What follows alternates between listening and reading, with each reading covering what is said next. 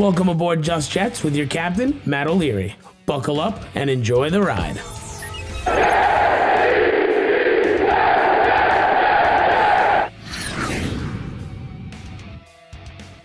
Hello and welcome to episode number 79 of Just Jets. What's going on? I am Matt O'Leary, back going to be hanging out with you today. I got your voicemails. I got 5 things that I thought were positive from the New York Jets 12-7 win in the opener, and so much more. But before all of that, football is back, as well as fantasy football draft. And that draft season is upon us. It's time to put the PP back in PPR League. With the sponsors of today's show at Manscaped, the leaders in below-the-waist grooming, just launched the new Performance Package 4.0. Don't neglect your balls like the Packers front office has been neglecting Aaron Rodgers. Join the 2 million men worldwide who trust Manscaped and get ready for kickoff by going to manscaped.com for 20% off and free shipping with promo code JETS20. This will help you tame that Troy Polamalu in your pants. That's promo code JETS20. Get yourself something nice. Maybe it's a Lawnmower 4.0, the Crop Preserver Ball Deodorant, the Crop Reviver Toner. Get in there, find yourself something good, and enjoy.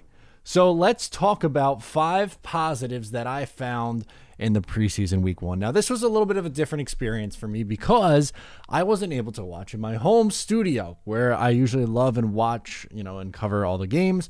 I went away this past weekend and I really needed it. It was awesome. Went upstate to Angry Orchard and was in the Walton, New York area, and we hit up a distillery too. So it was a fun weekend of just hanging out, but also was able to take in some preseason football. And if you saw the post-game video, you'd have seen that I recorded in my hotel room. The hotel room TV was like preposterously small. It was wild. I know, first world problem, but it was just, let's say, not my usual setup, so it was a little bit different for me. So I was taking in a little bit of a different experience. Did have some time off, so appreciate you for following along there. But let's get into my first 5. And the first one we got to talk about is Zach Wilson. I thought he looked poised. I thought he was, fine. He was 6 of 9 for 63 yards, which is 7 yards per attempt, and an 86.8 rating. I thought he was solid. Like, did he do anything that significantly jumped off the page and was like, oh my God, this guy is going to be the second coming? No, he wasn't going to do that, though. I thought he did enough where he's like, okay. A few times he stepped up in the pocket, made some throws with some zip on it. I particularly liked 2 throws that stood out to me, both on third down. One, finding Corey Davis as they were marching down the field towards the red zone. That was a big play to extend the drive. And the other one was a 16-yard gain on 3rd and long to Keelan Cole over the middle. Those 2 plays really stood out the most to me, but I liked what I saw from Zach Wilson. Again, it's not earth-shattering things. He wasn't awful. He wasn't amazing, like this unbelievable performance. He only played 2 drives, but they moved the ball well on both drives. He looked comfortable and poised. To me, that's the word I would like to go with. Poised. That's what I took out of Zach Wilson's first performance in the NFL, and I'll take that. His first game action looked poised. Fine. 7 yards per attempt. Good. You'll take that. The quarterbacks after Zach Wilson bored me to death. I'm sorry. Mike White and James Morgan really weren't playing a fun brand of football. It was a lot of dump offs and short stuff. But ultimately from Zach, I thought he did well. The second thing on my list is the defensive line. Man, did they look like they belonged. And I know it's not even without, without Quinnen Williams, but they had 5 sacks and 4 tackles for a loss. Big night from rookie Jonathan Marshall. Hamilcar Rashid came in untouched. There were a few plays where it's like, oh, okay, this really stood out. Bryce Huff had a nice play on the first possession, playing across from Carl Lawson. So the defensive line, if this Jets defense is going to be good, it's going to be because of the defensive line. So that is a great, great sign to see. Number 3 on my list, Denzel Mims. He needed to have a good game, and he did. Now, granted, he was playing with the 3rd stringers, which you'd like for that to change soon because, well, he was dominating the competition. He had 3 catches, 51 yards, highlighted by that one play on 3rd down where he carried pretty much the entire Giants defense over the first down marker. That's why people are excited about Denzel Mims. And I think people were too quick to forget him doing those things. He's not a traditional yards after the catch guy like a Jamison Crowder or Elijah Moore, I guess, in that sense. But with the ball in his hands, he's nasty. He's big. He reminds me of Corey Davis. I think there is a world where both of those guys could be on the field at the same time. And for right now, Keelan Cole's in front of him.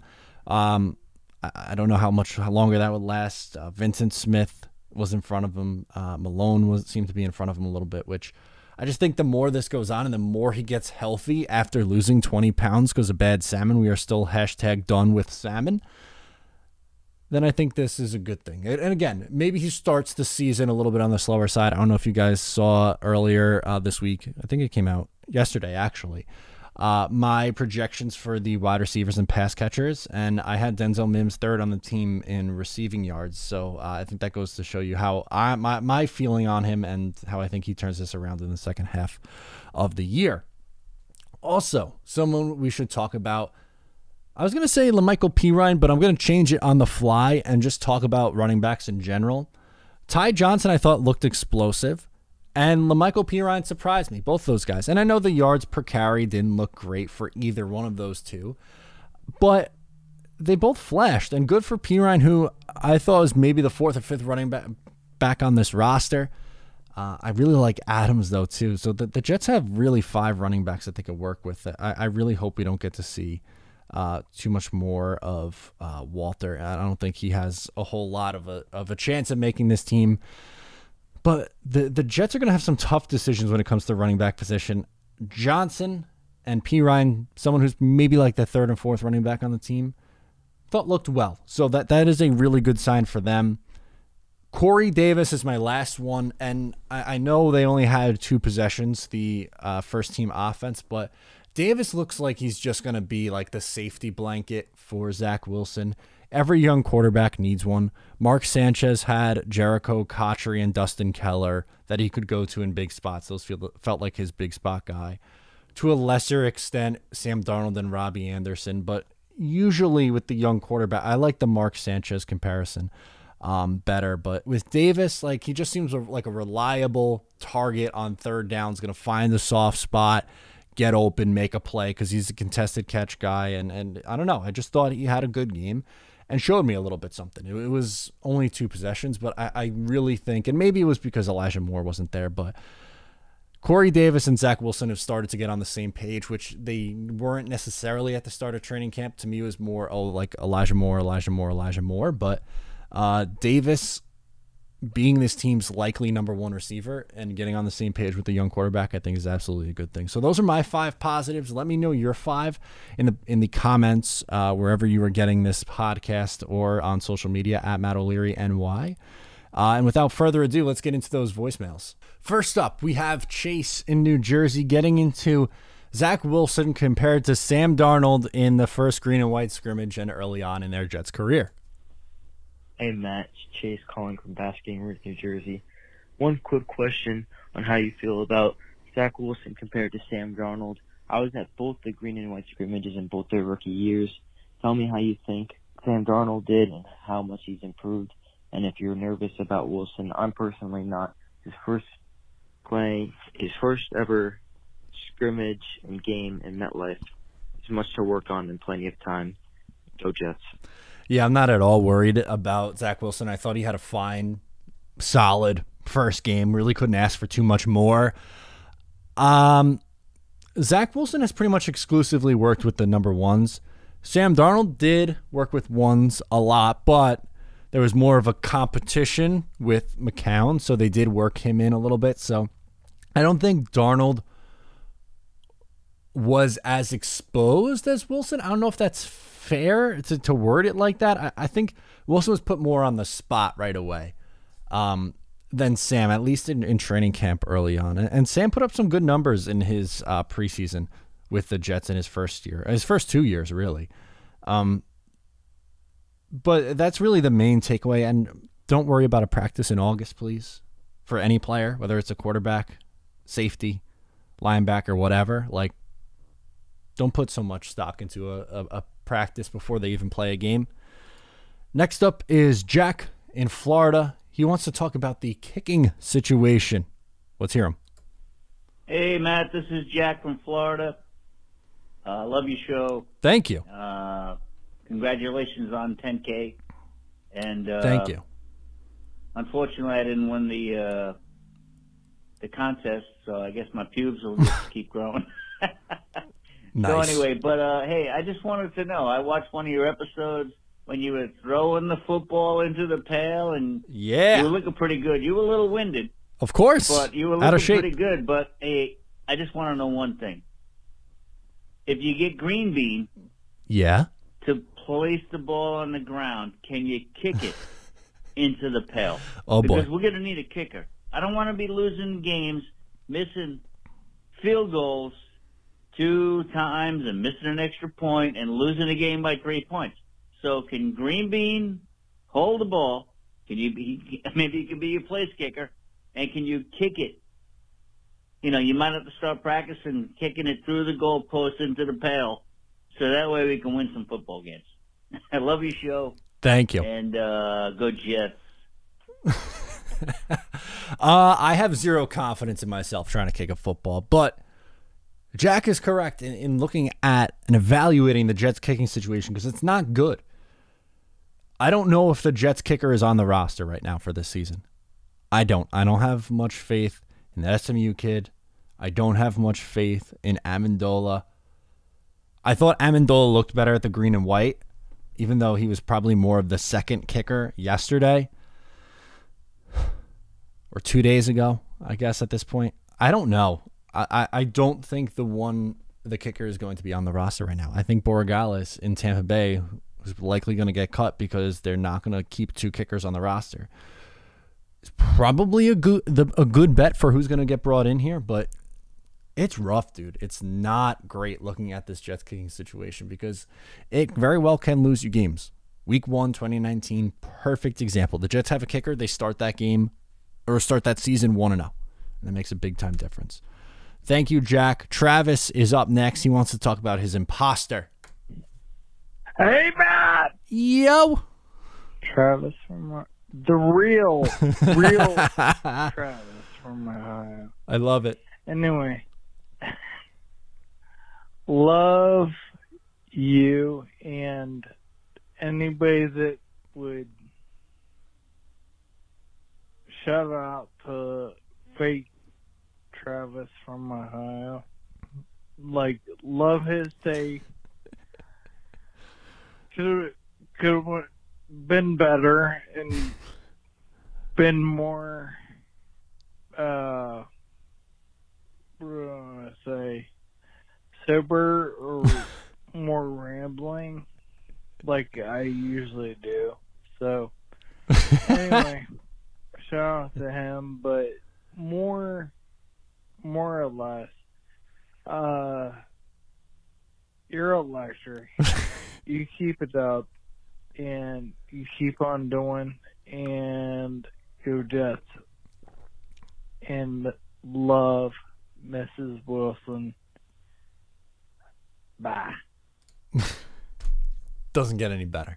It doesn't. Travis, you're a real one. Thank you for being a good sport about it. I think people don't do impersonations of nobodies, so just remember that, Trav. And thank you for the kind words. As always, you've been a real one since day one. I really appreciate it. Next is Jeremy, California. Comparing rookies, especially at the quarterback position, is that fair? Let's get into it.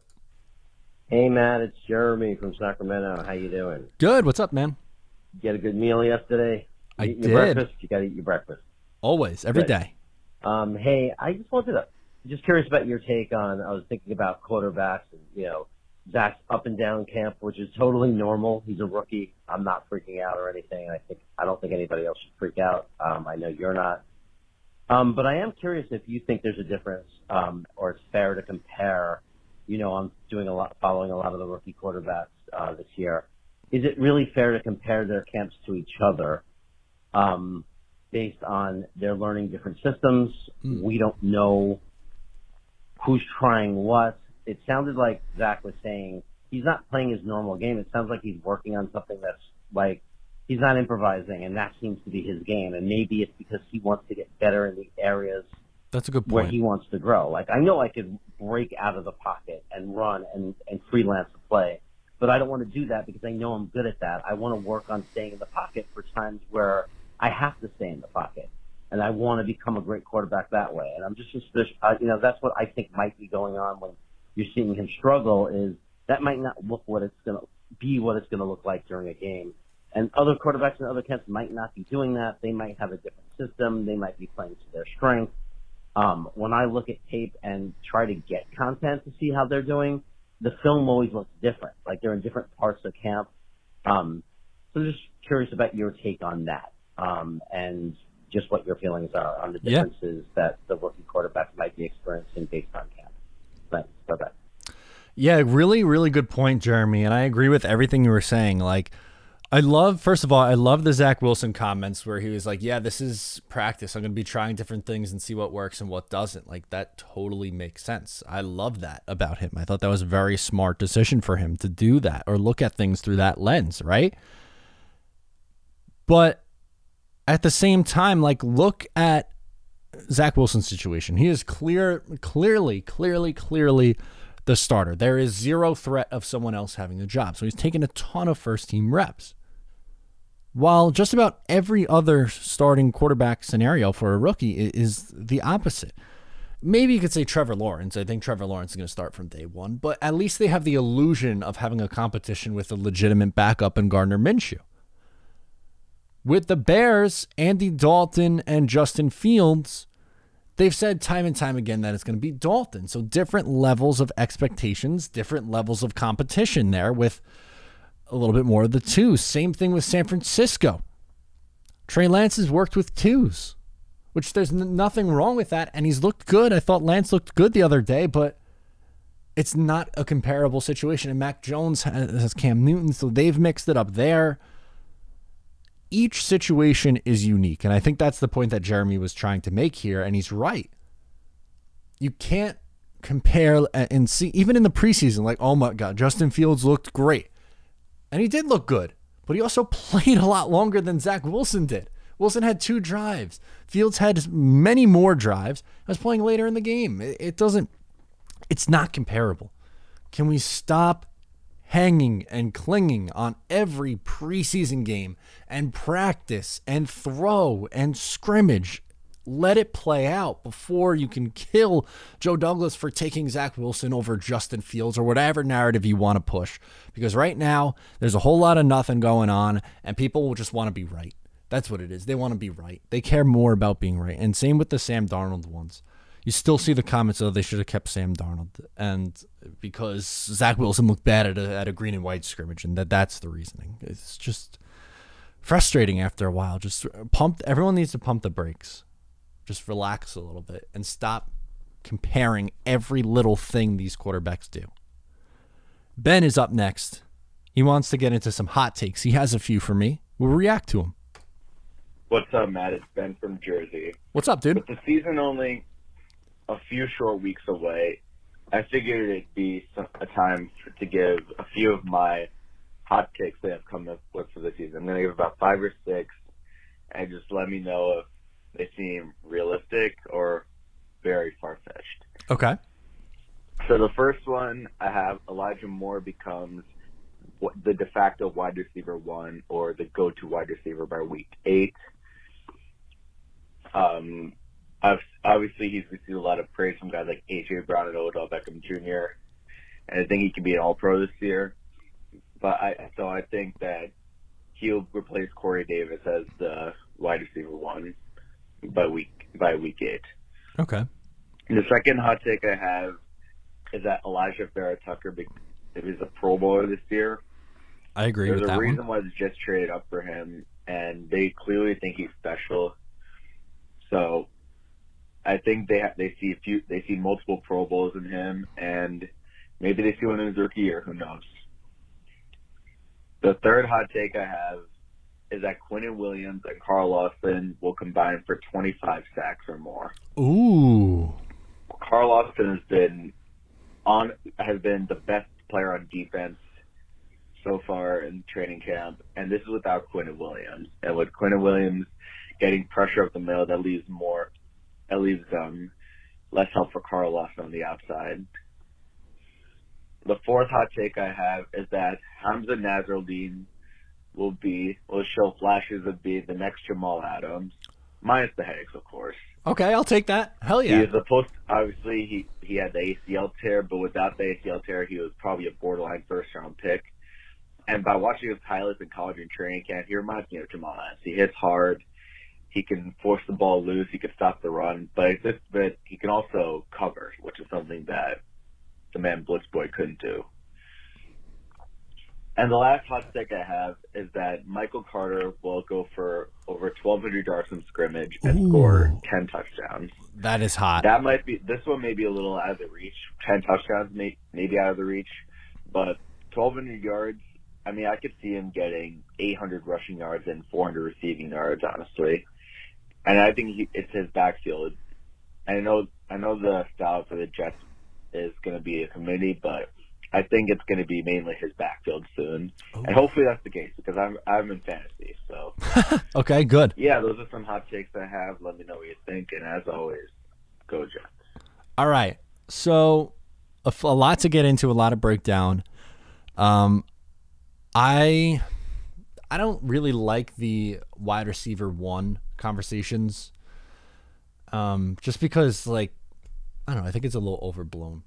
I don't think he leads the Jets in receiving yards, so I guess I'll say no, but I do think he's going to be a big part of this offense. Would it stun me if he was? No, he's been excellent. I just think Corey Davis is going to have a little bit more, so I'm going to say no there. Elijah Vera Tucker, I definitely think is a Pro Bowler this year. I agree with that one. You also had the Michael Carter one. I'm going off the top of my head here. I should have really just... Oh, the 25 sacks one was third. No, I'm not going to go that high. I'm going to say low 20s, like 20 or 21 between the two. Maybe 22. I don't think he gets up to 25. 12 and 13 sacks. That would be awesome, but I don't think he gets that high. Hopefully I'm wrong on that. Nasruddin, I think, is going to be the starting will linebacker. I think he's going to be good. Do I think he's going to be Jamal Adams good? I don't know. I know things ended badly with Jamal Adams here, but he's a good player, and that's a big time ask. I think he'll be a solid starter, which if you take that from someone you get on day 3, and I know Nasruddin probably should have went on day 2. If he was healthy, he would have went on day 2, but still. And then Michael Carter, I'm not going to agree with you on that one. I think it's a touch high on both. They're going to be too much running back by committee. I don't think 1,200 is doable. And 10 touchdowns a little bit high. Maybe like 6 combined touchdowns, I think, for him. But we'll see. I hope I'm wrong. I really do, because I like all of those takes. I think they're interesting, and they're optimistic, which is good. I love talking optimism. Vinny from Peekskill. Vinny, before I play your call, my man, I was thinking about you when I was on vacation, and you're like, and I know some people would be like, what? Why? Well, when I was driving upstate, I passed Peekskill, New York, and I was like, this is where the guy Vinny's from. That was my thought. So, Vinny, I was thinking about you. Let's get into Zach Wilson and overreacting. Hey, man, it's Dave from Peekskill. I'm calling you just about a little under a day and a half before the Jets-Giants preseason game. I want to talk about people overreacting, about Zach Wilson with the scrimmage and the training camp and all this. There's a lot of factors to this. Number one, we're just trained to be negative. That's true. We've had so many bad breaks and bad luck that we just automatically assume the worst. Number two is you have the media always in a negative limelight when it comes to the Jets.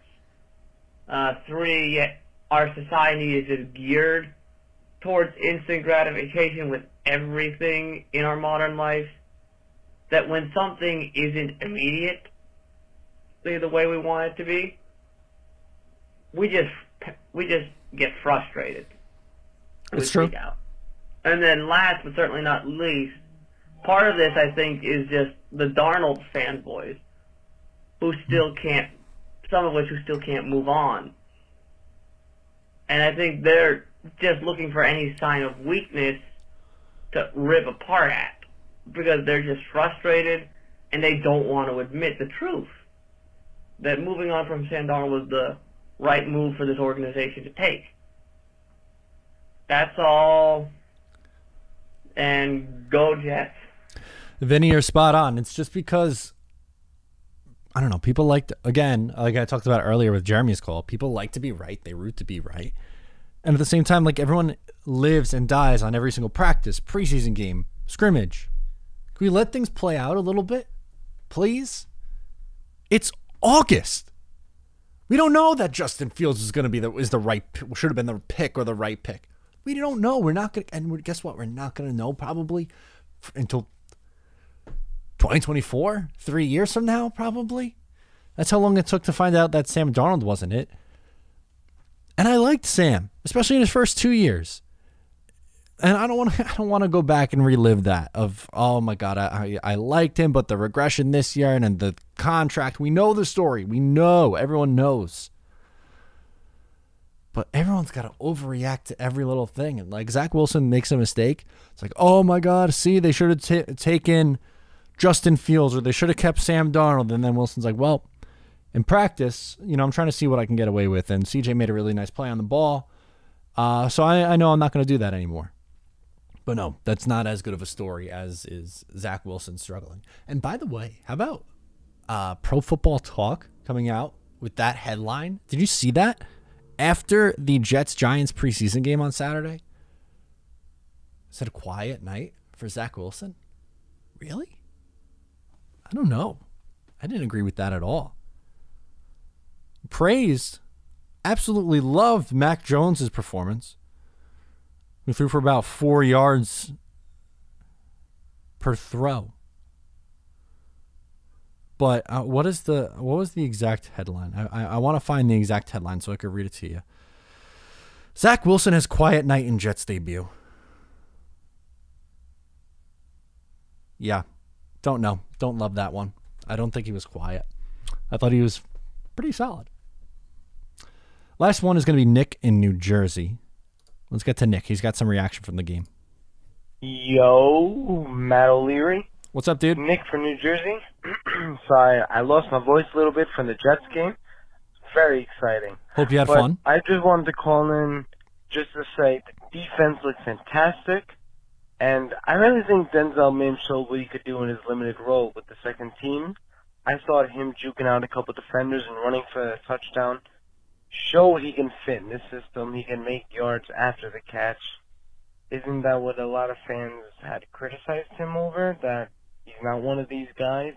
I think any wide receiver can fit any scheme given any opportunity. Let me know what you think, Matt, of this game, and let me know what you think about Denzel in that game. And the defense looked fantastic. I just want to say again, I thought it looked amazing. Let's go, Jets. Yeah, I thought so too. I thought the defense was really solid, especially the defensive line getting pressure. Corey Ballantyne made a really nice play on fourth down, but then ended up getting beat for the touchdown, so he was up and down. Lamar Jackson, I didn't think really was all that good. But I really thought Javelin Guidry had a nice game. Bryce Hall had a solid game. Even Bless I thought was okay. But really, one of my bigger takeaways was, one, Wilson was good, and two, Denzel Mims showed that he should be getting more than just reps with the third team. He was dominant against bottom of the roster players, which isn't surprising because if you saw what he did in the league last year against starters, he put up good numbers.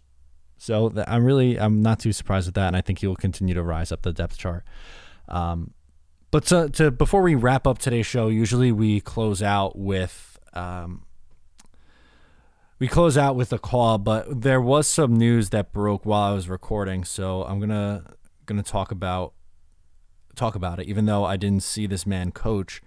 Former Jets coach Joe Walton passed away. He was the Jets coach he was the offensive coordinator from 1981 to 1982, and he was the Jets head coach from 83 to 89.